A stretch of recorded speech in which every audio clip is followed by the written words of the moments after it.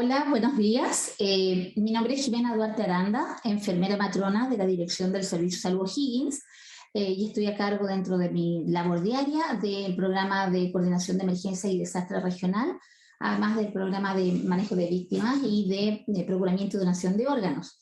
Pero lo que hoy día nos reúne y por lo cual estamos acá y agradezco su presencia es una capacitación en relación a emergencias y desastre y un modelo muy práctico que surge de la ONEMI, ahí les voy a contar de qué se trata, para que las familias estemos preparadas, ya cómo responder y cómo planificar y prepararnos antes que la emergencia ocurra. Veamos el video y la presentación primero.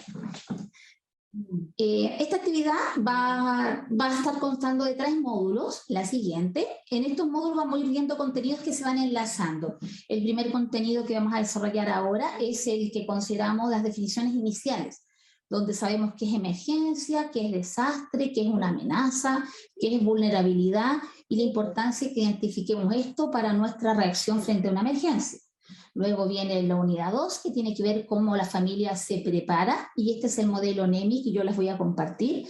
Y por último, algunas acciones prácticas que se van a tener que realizar en sus hogares, así que para que podamos estar preparados ante una situación que vamos a ver que siempre están ocurriendo. La siguiente. Vamos a ver algunos conceptos generales de emergencia y desastre y cómo estamos organizados en la región y el país para responder frente a esta situación. Vamos al primer concepto. El primer concepto es saber qué es emergencia y desastre. Uno a veces tiende a ocuparlos como sinónimo: emergencia, desastre, urgencia, emergencia, riesgo. Entonces vamos a ver las diferencias porque no son la misma. Se vinculan, se relacionan, pero vamos a ver cuáles son las diferencias entre cada una de ellas.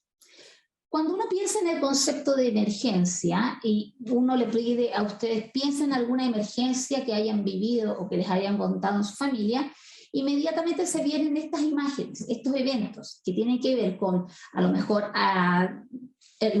muchas veces ocurren de estos derrumbes o desplazamientos de tierra, que sería el primer dibujo.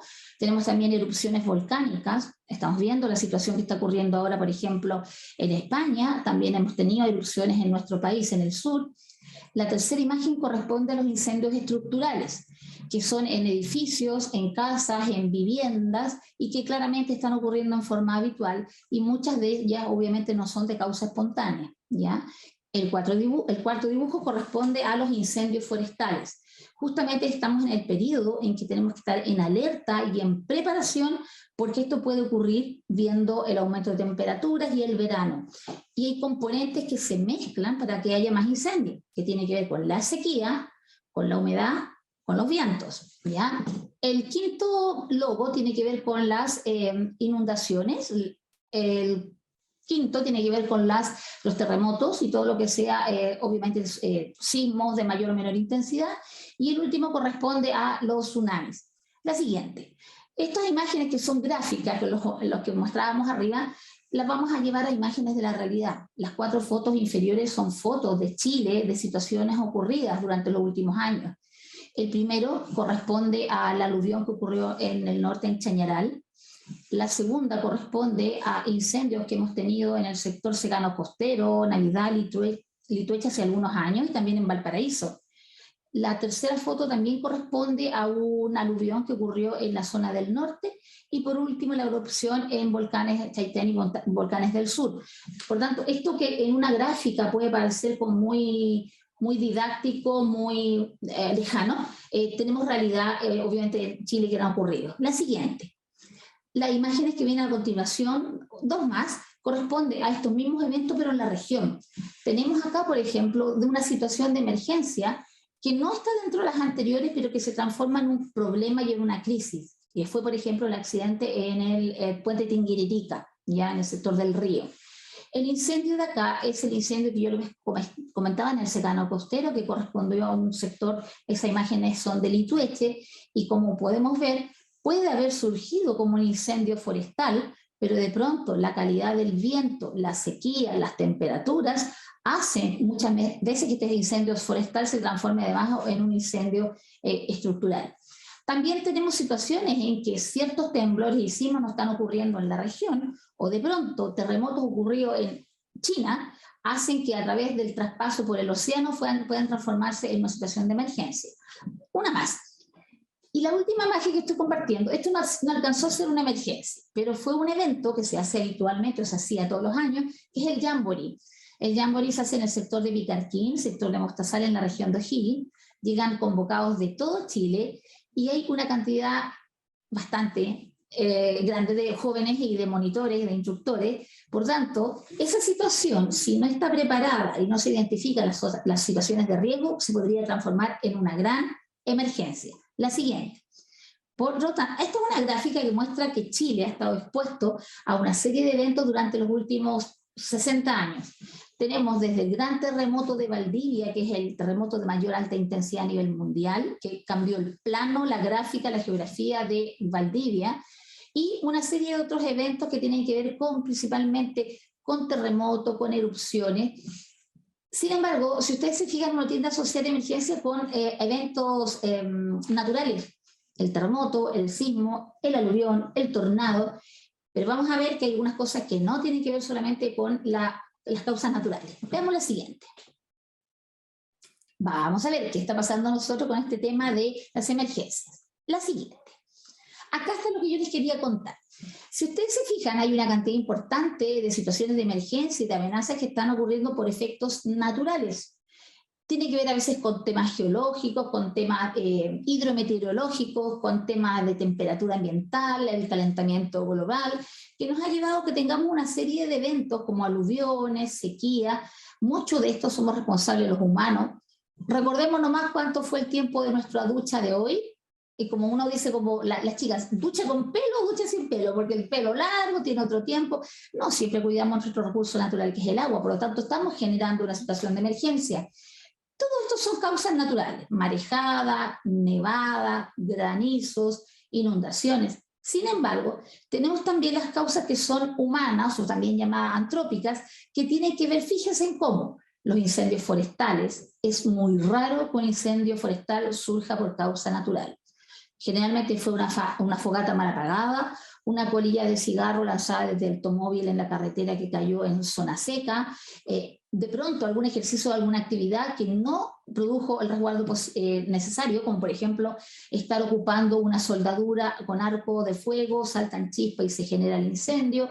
De pronto el dejar elementos que pueden ser generadores de combustión después de haber hecho un camping, y esas son causas humanas. Las explosiones, que tienen que ver muchas veces con los químicos, también tienen que ver que el humano generó algún riesgo.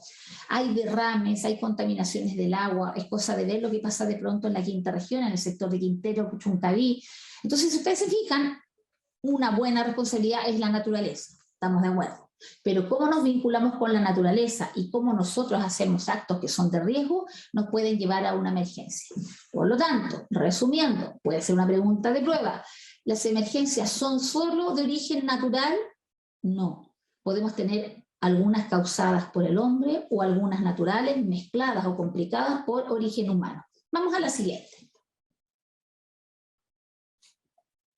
Una más.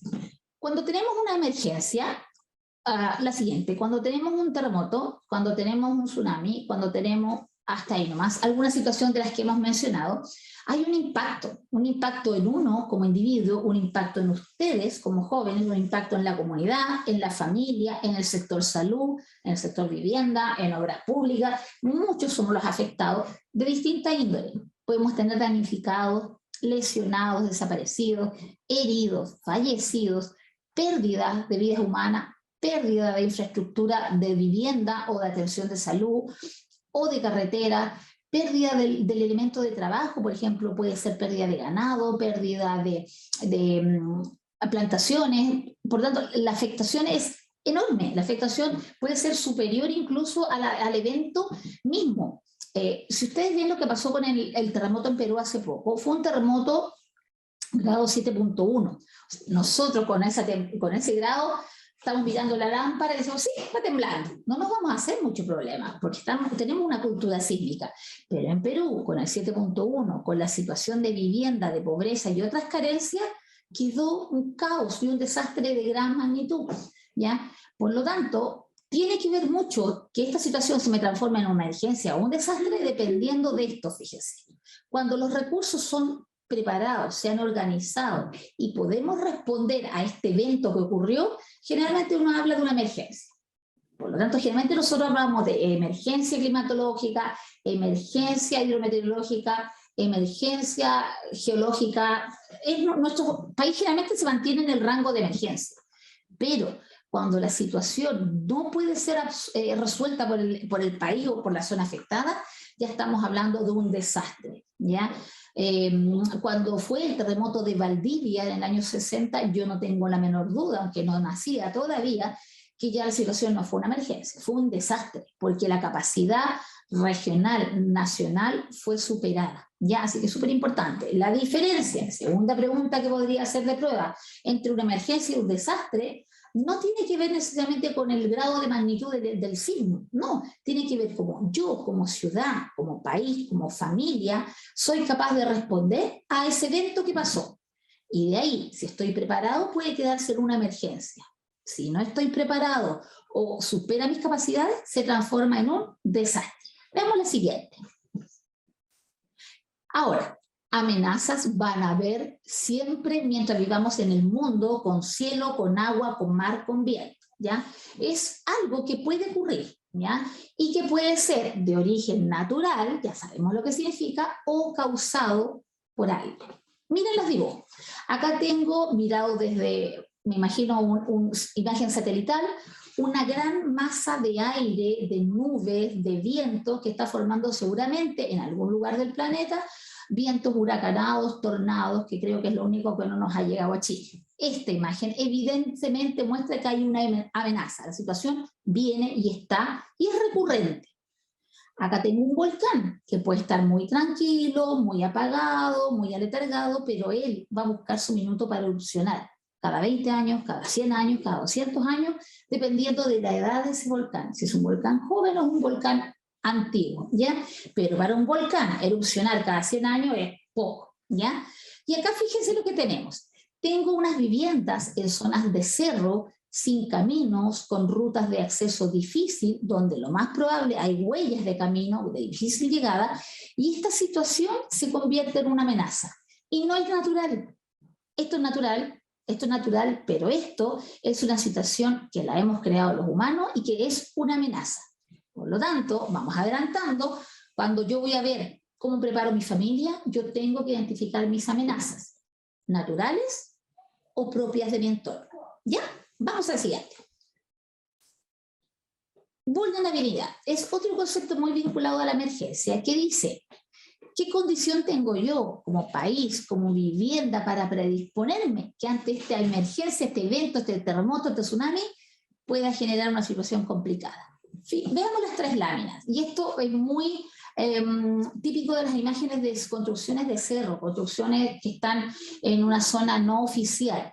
Fíjense esta vivienda.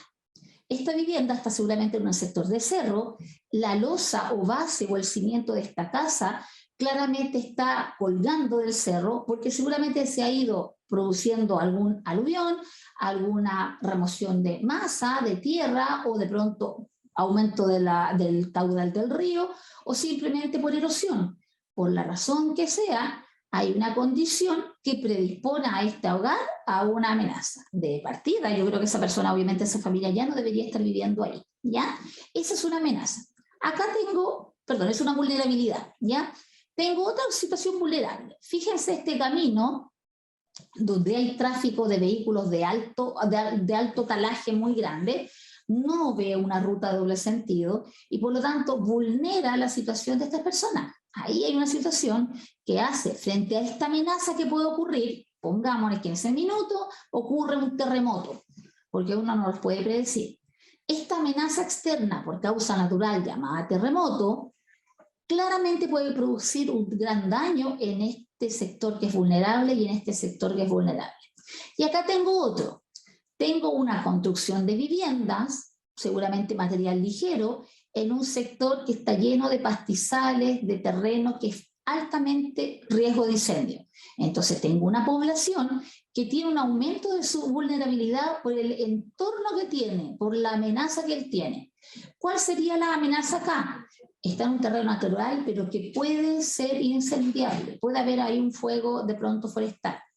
Entonces, tenemos una causa externa que va a ocurrir, como los terremotos, los tsunamis, que son amenazas. Pero también tenemos amenazas causadas por los humanos, ya vimos.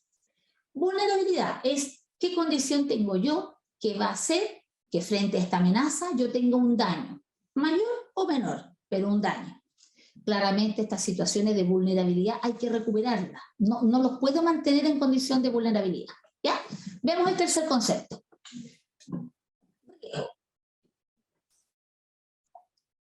Acá tengo una amenaza, recuerden, externa, natural o creada.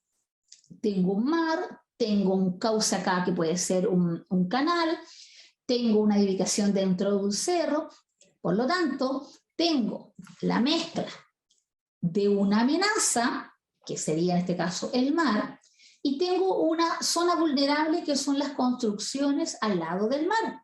Por lo tanto, este riesgo es alto, porque tengo una amenaza que está ahí, y el mar, créame que puede generar un tsunami, sube.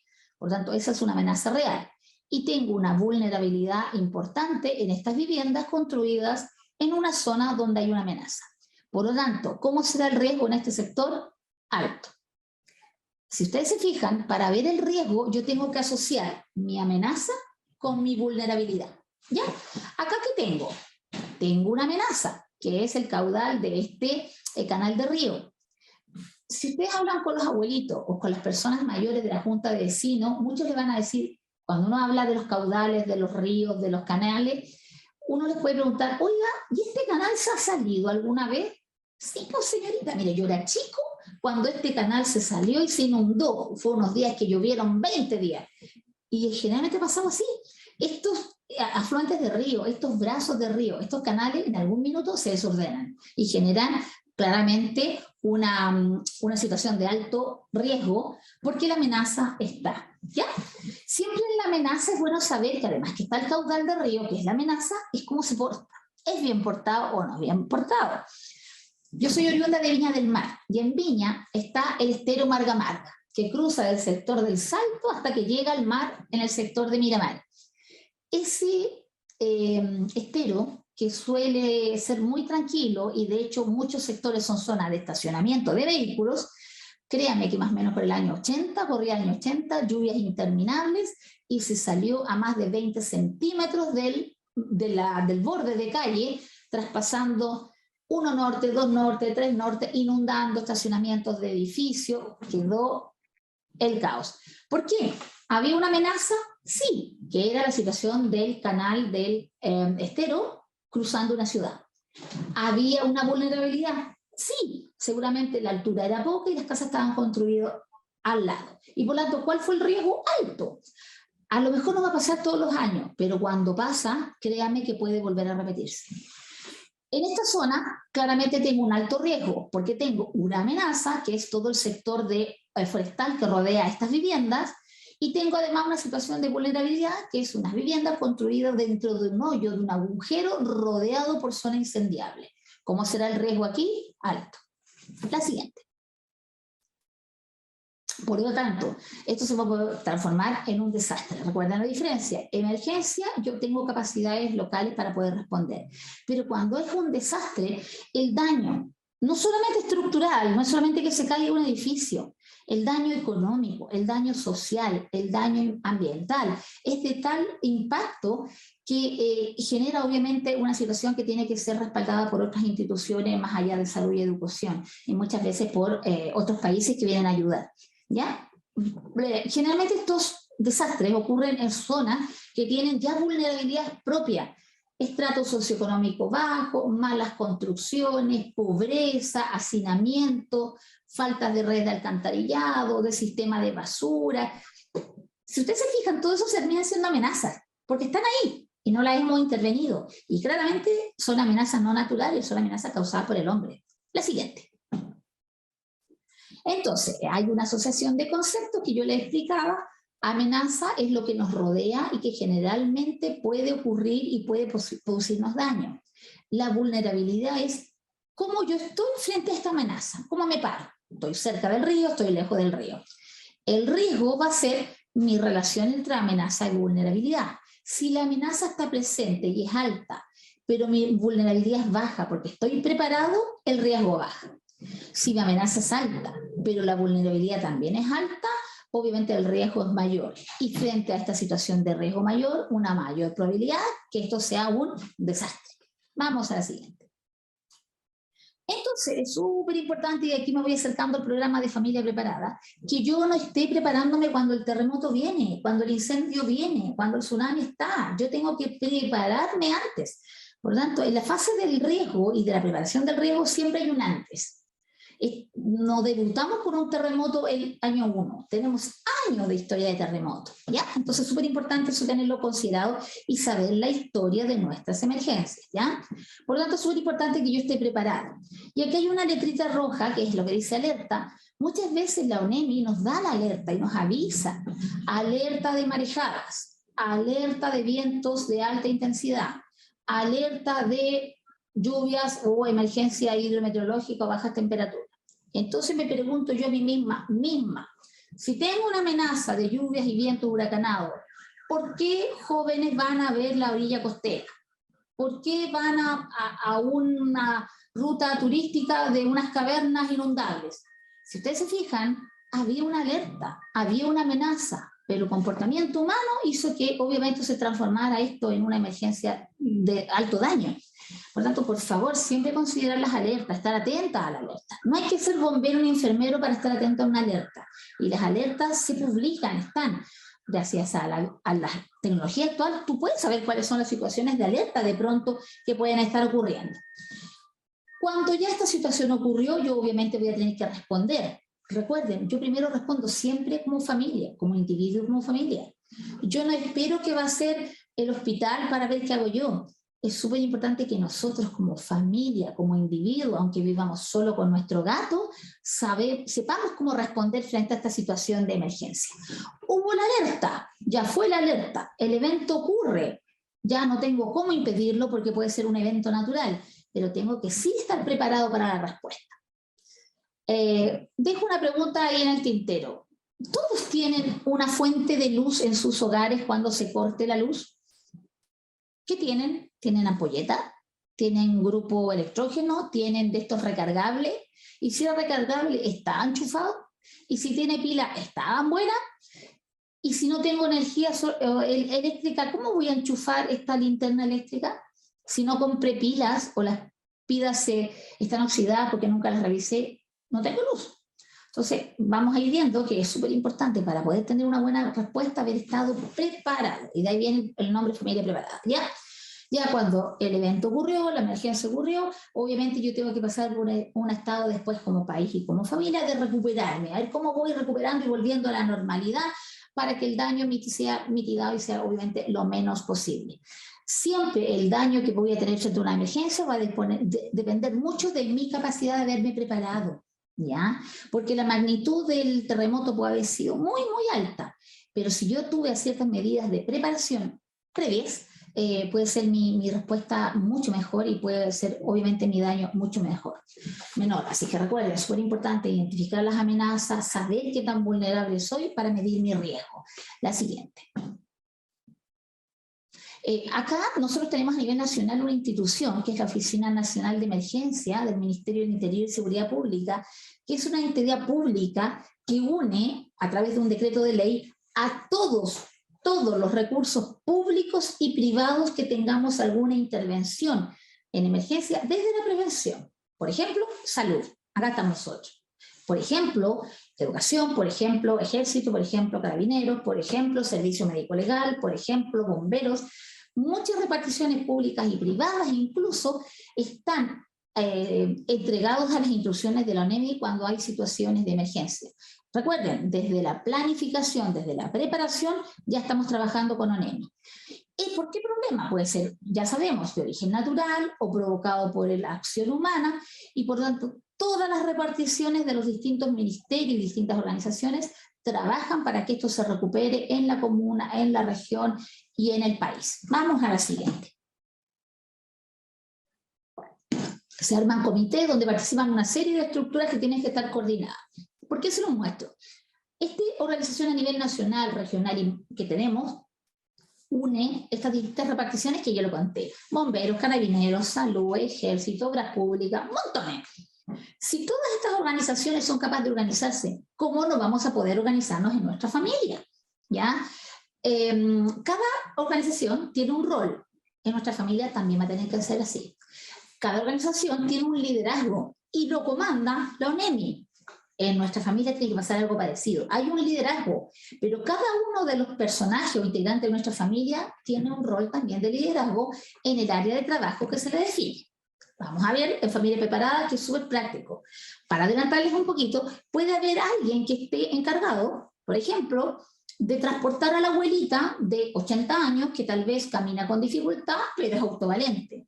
Alguien va a estar encargado de ella, que es miembro de nuestro hogar.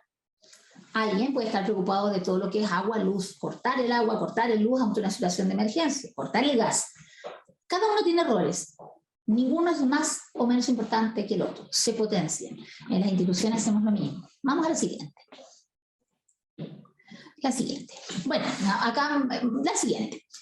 ¿Cómo nos organizamos nosotros como sector salud, como sector con ONEMI? Fíjense, tenemos identificado zonas de amenaza, zonas de riesgo que están mapeadas, georreferenciadas. Sabemos que ahí hay un volcán, sabemos que ahí hay un río.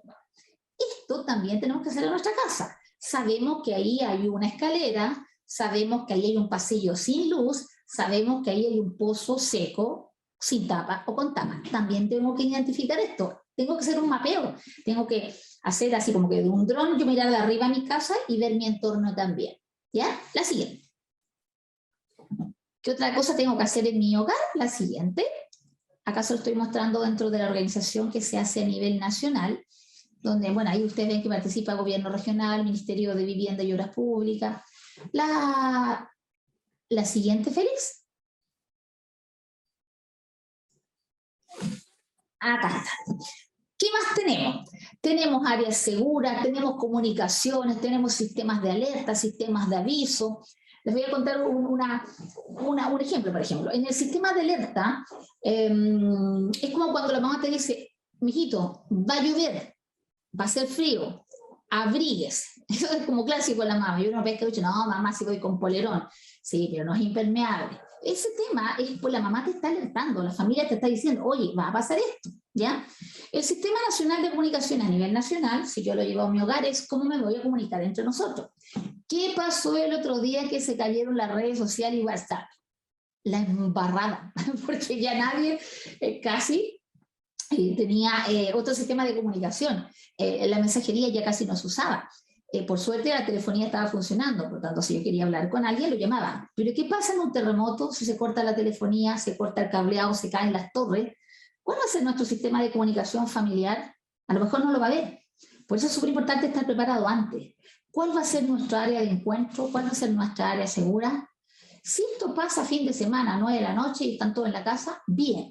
Pero recuerden, estamos sin toque de queda. Empezaron los carretes. Ya no estamos volviendo a la casa antes de las 12. Por lo tanto, si esta emergencia ocurriera un sábado en la noche, 2 de la mañana, ¿qué pasa? ¿Dónde estamos? ¿Dónde están todos de la hogar? ¿Cómo se reúnen? Entonces, súper importante considerarlo. La siguiente. Y eso recuerden, hay que hacerlo antes. También es súper importante que yo tenga identificada información. Me gustaría saber, no me respondan, pero piensen, ¿cuántos de sus teléfonos de contacto se saben de memoria? No miren el celular, no busquen los contactos, no vean el WhatsApp. Yo creo que la de mi hija, el papá de la niña y la oficina. Creo que no me sé más. ¿Por qué? Porque están en el celular. El celular se la pega por mí. Entonces es súper importante que tengamos y manejemos información. También es súper importante, y lo vamos a ver con más detalle, la información, por ejemplo, de los miembros de mi hogar. Si yo tengo a mi abuelita de 80 años viviendo conmigo, ¿qué remedios toma la abuelita? Yo no puedo decir, no, es que eso lo ve la mamá. Porque si la mamá estaba trabajando y si la mamá tuvo que ser hospitalizada y si la mamá está en otro lugar, tenemos que todos manejar esa información. Porque decir que la abuelita toma 2 pastillitas, una blanquita y una rosadita, no nos sirve mucho. ¿Ya? Y bueno, otras estrategias de coordinación, hay algunos que tienen alguna telefonía satelital, unas cosas más difíciles. Vamos a la última, vienen 2 diapositivas finales. Por tanto, primera pega que vamos a hacer antes de partir con familia preparada es que yo tengo que identificar mis amenazas que tengo en mi sector donde vivo, en mi sector donde trabajo y en mi entorno. Vamos a ver algunos ejemplos. La siguiente. Aquí hay una tabla donde me presentan algunas situaciones que son en este caso naturales y me dice ¿cuándo puede pasar? Fíjense, un sismo, ¿cuándo puede pasar? Cualquier día. Por lo tanto, esta situación que puede estar ocurriendo en cualquier minuto, obviamente yo tengo que estar preparado de antes y saber que van a haber grupos vulnerables, hay grupos más de riesgo. En un sismo de alta intensidad, si bien todos estamos en riesgo, los enfermos crónicos, los postrados, los adultos mayores, las embarazadas, los niños, son los que están más en riesgo. Por lo tanto, si yo tengo una familia integrada por las 3 abuelitas adultas mayores y 2 bebés que son los nietos, claramente tengo una familia que tiene una alta vulnerabilidad. ¿Ya? Tenemos otros casos, vamos a ver cualquiera de estos. Tenemos incendios, tenemos sequía. Fíjense lo que está pasando con la sequía. Antes decíamos sequía en los meses de verano. Falso, la sequía es todo el año y llevamos varios años, una década o tal vez más con sequía. Toda la población está siendo afectada. Si ya tenemos poca agua, imagínense una situación de emergencia donde puede haber cortes de pronto de los canales de agua, cortes de las cañerías. Tenemos también algunas situaciones muchas veces causadas por el hombre, como por ejemplo los accidentes carreteros con múltiples víctimas. Hace poco hubo en Valparaíso, en una curva, en el sector de Las Palmas, creo que una ruta de acceso entre Viña, Quilpué, Santiago, cerca de 9 vehículos que colisionaron, porque iba a velocidad, curva, descenso, hubo un choque ahí y no se dieron cuenta y más de 9 vehículos impactados. No era una emergencia de origen natural, fue claramente de origen humano, donde toda la población que estuvo ahí estaba expuesta y la situación de acceso fue muy complicada porque la ruta se cortó. ¿Ya? Eso incluyó incluso los servicios de emergencia. Pueden aparecer otras cosas como las marejadas que pueden aparecer en cualquier momento, pero recuerden, siempre vamos a tener una alerta y esa alerta hay que pescarla. No es que ONEMI le ponga, y no es que la mamá sea acuática, es que las alertas son por algo. Y lo que está haciendo es dándome una señal que yo me prepare. Si voy a la playa y hay una banderilla roja que dice alerta, marejada, alta intensidad de los vientos, el mar está inquieto, no hay que nadar. Tengo la amenaza, tengo el aviso de alerta. ¿Voy a ser vulnerable o no? Voy a ser vulnerable en la medida que yo corra obviamente la situación de meterme a nadar y el riesgo va a aumentar. La siguiente. Acá hay otros eventos que pueden pasar, tormenta eléctrica. No sé si a ustedes les tocó vivir la granizada que pasó hace como 3 años. Eran así los tremendos granizos, quedaron todos los techos abollados, los autos. Era heavy, era tormenta eléctrica, lluvia y granizo.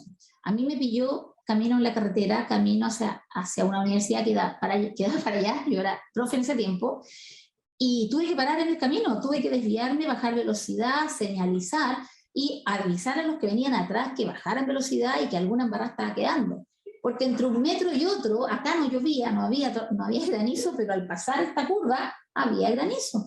De hecho, lo curioso, en el sector que estábamos nosotros, estaba con mis niñas, granizo, lluvia, pero al dar la vuelta y retornar hacia la Alameda, había zona seca, que no cayó ni un granizo, fueron como nubadas de granizo.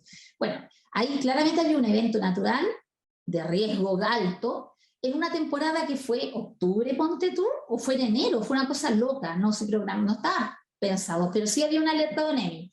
¿Y quiénes fueron los vulnerables? Los que estábamos en carretera en ese minuto. ¿Cómo bajé la vulnerabilidad? Luces, bajar velocidad, zona segura. ¿Ya? La siguiente, creo que ahí estamos. Bueno, acá hay otros ejemplos, inundaciones, lluvias, tormentas de nieve. Si sabemos que en el cajón del Maipo hay aluvión, por más bacán que esté ir a una cantata, a un spa, a un relajamiento, a una actividad pachamámica, no vayamos, hay una alerta de emergencia hidrometeorológica, porque hay una alta probabilidad de que haya un desprendimiento de tierra, porque la historia dice que ya pasó, porque la amenaza está ahí. Por lo tanto, ¿qué tan vulnerable soy yo? Va a depender de mi comportamiento. Si mi comportamiento es riesgoso y me da por ir a hacer trekking a Cajón del Maipo, a pesar de la alerta, claramente voy a tener un riesgo alto y me transformo en una persona altamente vulnerable. ¿Ya? La última, creo que estamos ahí. Entonces, a raíz de todo esto que estamos contando, que las emergencias pasan, van a estar naturales o causadas por el hombre, o mezcladas, que tenemos una historia de eventos de emergencia que van a ocurrir, que mi capacidad de respuesta va a hacer que esto sea un desastre o una emergencia, y que es súper importante que así como las organizaciones nos organizamos, la familia lo tenga organizado, identifique sus amenazas, su vulnerabilidad y baje el riesgo, es que surge este modelo de la ONEMI, hace años diría, que es el modelo de familia preparada. Y todas las reparticiones que trabajamos en alianza con la ONEMI es nuestro deber compartirlo, difundirlo y ahora a partir de ustedes también compartirlo cuando estén capacitados. ¿Ya? La siguiente. Ahí estamos terminando con el módulo 1 para partir en lleno en el módulo 2 con el modelo de familia preparada. ¿Alcanzamos un video, Felipe, el video 1? Perdón, Félix.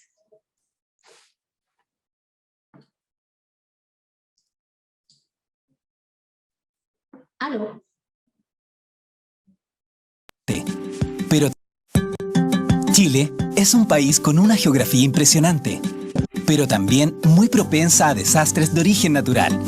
En los últimos 100 años, hemos vivido 19 grandes sequías, 17 tsunamis y muchísimas marejadas en nuestras costas, nevadas, 60 erupciones volcánicas, miles de incendios forestales, inundaciones, aluviones y 32 terremotos de 7.5 grados Richter o más, lo que nos convierte en uno de los países más sísmicos del mundo.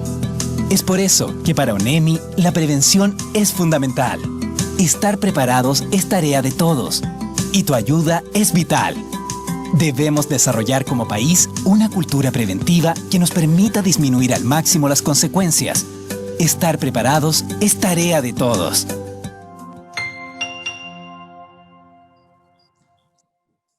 Aquí paramos y terminamos el módulo número 1, nos vemos en el módulo 2 con lo que es familia preparada. Nos vemos.